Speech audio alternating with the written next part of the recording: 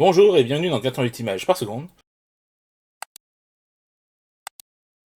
Eva en août, un film qui pourrait vous laisser indifférent mais qui m'a parlé, car je me suis un peu reconnu dans cette jeune femme de 33 ans qui lors d'un été de se laisser porter par la vie, sans se préoccuper de son futur, des obligations de la société, juste vivre. Certains trouveront cela sans doute puéril, vain et futile, moi j'y vois une bouffée d'air frais et ça fait du bien. 7 sur 10. Just Kids. Drame familial sur une famille dysfonctionnelle, c'est bien français. Les comédiens, l'histoire et la réal n'ont rien de bien exceptionnel. Pour autant, le film n'est pas mauvais non plus, mais je ne m'y suis pas retrouvé. Peut-être qu'il vous parlera plus qu'à moi, 5 sur 10. L'infirmière. Un thriller à suspense qui laisse planer le doute sur la culpabilité du personnage principal jusqu'au bout. Il ne m'en fallait pas plus pour apprécier ce film. Au-delà de ça, il arrive à installer une ambiance pesante qui renforce la tension. Certains événements paraissent sortis d'un délire, ce qui est parfois dérangeant. Bref, du cinéma comme on l'aime, 7 sur 10. Anelka, l'incompris. Documentaire très intéressant sur un des joueurs les plus décriés médiatiquement contre lequel le sort s'acharnait, entre ses sélections et non-sélections en équipe de France, puis le fait qu'il a eu tort de vouloir faire bouger le système et que ça n'a pas plu. Par sa faute, par contre, avec l'affaire Domenech, qui aujourd'hui fait jurisprudence, ça permet aux journalistes d'exagérer des propos dans certaines conditions. C'est assez dingue. Bref, intéressant pour avoir son point de vue, en tout cas, 7 sur 10. Unbreakable Kimmy Schmidt. Kimmy contre le révérend. Un film qui vient après la conclusion de la série, de plus en interactif sur Netflix. Je l'ai vu 2 fois et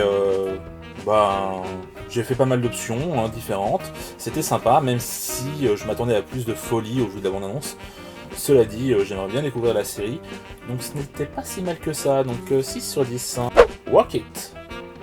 Film de danse sympathique reprenant beaucoup de choses des films du genre, faisant passer des personnes qui n'ont jamais dansé au meilleur danseur en moins de 2 mois. À vouloir aller plus vite que ses aînés, ça en devient presque gênant. Malgré ça, les personnages sont attachants, certaines chorégraphies ne sont pas si mal que ça, même si on a vu beaucoup mieux dans le genre, donc 5 sur 10. Howard. Un documentaire très émouvant sur sa fin, qui nous conte l'histoire d'Howard Ashman, parolier sur La Petite Sirène, Aladdin, La Belle et la Bête, entre autres. Victime du sida, il s'est battu jusqu'au bout afin de continuer son œuvre. Disney lui rend un bel hommage avec ce doc, 7 sur 10.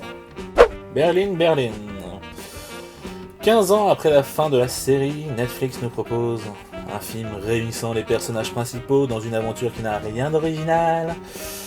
De ce que j'ai pu voir, ils n'ont pas fait évoluer leurs personnages qui restent d'éternels adolescents, malgré les années, et je pense que c'est le plus dommage dans ce genre de film hommage. Faire comme si rien n'avait changé, bref, je ne vous le recommande pas, 3 sur 10. Les nouvelles aventures du bus magique, voyage dans l'espace. Une sorte d'épisode spécial dans l'espace, du coup, vous l'aurez compris, qui dure 2 fois plus de temps qu'un épisode classique de la série. Je n'avais pas encore eu l'occasion de voir ce que donnait cette nouvelle mouture du bus magique, et franchement, c'est pas si mal, même si graphiquement, c'est vraiment moins bien que l'original. Mais le principal, c'est que ça plaira aux enfants et que c'est instructif, donc 6 sur 10. Le film de la semaine, donc vous l'aurez compris peut-être, c'est Eva en août. Un très bon film justement par rapport à la période estivale. Donc n'hésitez pas à aller le voir en salle. Les salles ont besoin de vous, donc allez-y. Surtout qu'il n'y a personne, donc c'est pas là-bas où vous risquez plus. Sur ce, je vous attends sur les réseaux sociaux, donc Twitter, Discord, etc.